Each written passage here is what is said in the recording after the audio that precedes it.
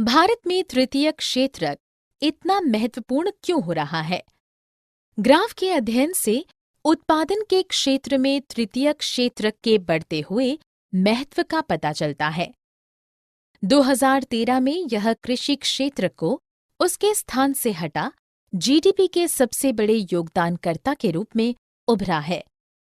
भारत में तृतीयक क्षेत्र के इतने महत्वपूर्ण बनने के कारण प्रत्येक देश में अस्पताल, बैंक, स्कूल आदि की आवश्यकता होती है।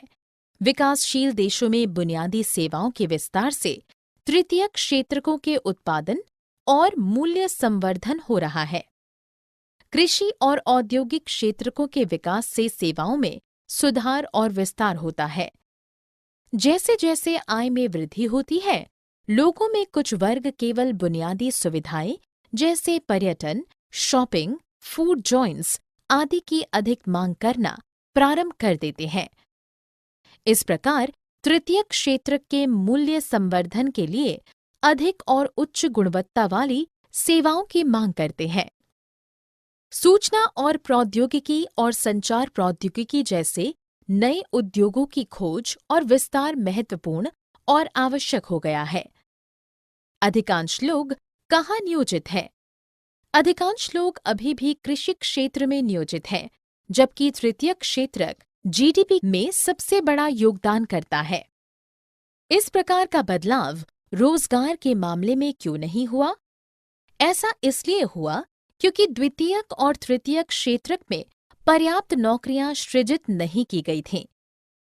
1973 से 2012 तक यद्यपि औद्योगिक उत्पादन और तृतीयक क्षेत्र का उत्पादन क्रमशः 9 और 14 गुना बढ़ गया, रोजगार क्रमशः 2.5 और 3 गुना ही बढ़ा।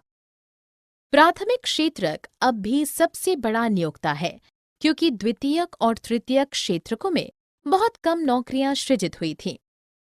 इसका अर्थ है कृषि क्षेत्रक में आवश्यकता से अधिक लोग लगे हुए हैं। उनमें से कुछ लोगों को हटा भी दिया जाए तो उत्पादन पर कोई प्रभाव नहीं पड़ेगा। वे सब अर्धनियोजित हैं।